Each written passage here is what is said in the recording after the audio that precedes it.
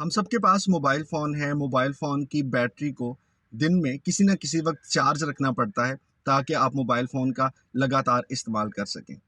अब mobile phone की battery जो है, उसको जब आपने चार्जर पे लगाया, तो कुछ देर के बाद आप चाहें तो चेक कर सकते हैं। आपको अंदाज़ा हो जाएगा कि मोबाइल की बैटरी कितना चार्ज हो गई और कितना वक़्त मज़ीद बाकी है।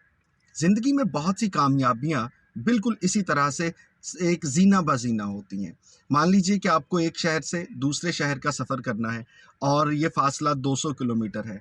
अब उस फ़ासले को तय करते हुए आप कहीं पर भी सफ़र के दौरान ये अंदाज़ा लगा सकते हैं, आपको पता चल जाएगा कि कितना फ़ासला तय हो चुका और मज़ीद कितना फ़ासला या कितना सफ़र बाकी है। सो आप अपनी मंज़िल के कितना नज़दीक हैं या कितना दूर हैं, इसका हम सब अंदाज़ा लगा सकते हैं। एक तालिब इल्म है, अगर उसने एक सेमेस्टर में पास करना है, उसको पता है कि मेरे पास यूनिवर्सिटी में 8 सेमेस्टर हैं, सो 1 सेमेस्टर, 2 सेमेस्टर, 4 सेमेस्टर और आहिस्ता-आहिस्ता वो अपनी कामयाबी का अंदाज़ा लगा रहा होता है। उसको पता होता है कि मैं बिल्कुल मंज़िल के पास पहुँचने वाला हूँ। लेकिन इसके मुकाबले में जब आप अमली ज़िंदगी में किसी कारोबार की या मेहनत का इस पे गौर करते हैं, तो बहुत मर्तबा ऐसे होता है कि आप उस मेहनत के साथ-साथ जितने लवाज़मात हैं, वो तो इकट्ठे कर लेते हैं, बट उसके बाद कामयाबी होगी या नहीं होगी, इसका अंदाज़ा नहीं किया जा सकता। मान लीजिए कि कितने आपके इर्द-गिर्द ऐसे लोग हैं जिन्होंने ज़िंदगी में किसी कारोबार का आगाज़ किया होगा। एक बंदे ने दुकान बनाने का अगर प्लान बनाया, अब उसने दुकान के लिए जगह भी खरीदी, उसने दुकान में सामान ला के रखा, उसने दुकान पे जितनी मेहनत वो कर सकता था, वो की। लेकिन क्या वो दुकान चल निकलेगी, फ़ौरन से उसको कामयाबी मिलेगी या उसमें वक़्त लगेगा?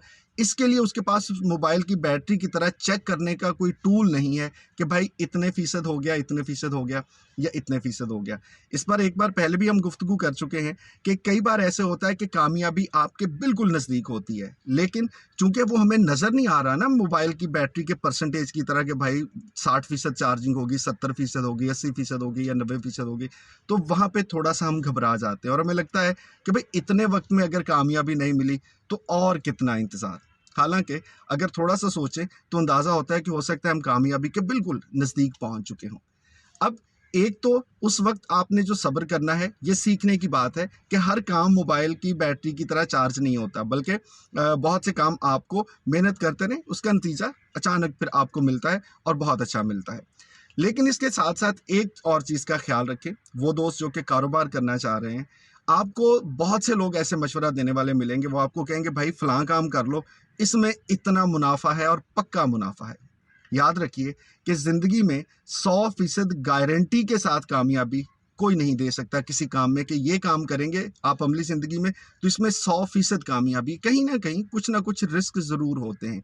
और ऐसे में इन लोगों को जाँचने का और इनसे बचने का एक वाहिद टोटका यही है कि अगर कोई बंदा आपसे ये कहता है, फलाँ जगह पे फलाँ कारोबार कर लें, इसमें गारंटी के साथ आपको इतने पैसे लाज़मी मिल जाएँगे, तो मान लीजिए कि इसमें कहीं न कहीं धोखा, कहीं न कहीं फ्रॉड, कहीं न कहीं कोई नौसरबाज़ी ज़रूर छुपी हुई है। सो आज के बाद आप जो भी प्लान करें, इसमें ख़ास तौर पे आपने ख़्याल रखना है कि वो काम जहाँ पे आपको मेहनत बहुत करनी पड़ेगी, लेकिन नतीजा बहरहाल अल्लाह पे छोड़ना है, दुआ करनी है, अपने हिस्से की मेहनत करनी है, वहाँ पे आपको कामयाबी मिलेगी, लेकिन सब्र, तहम्मुल और तवक्कुल के साथ।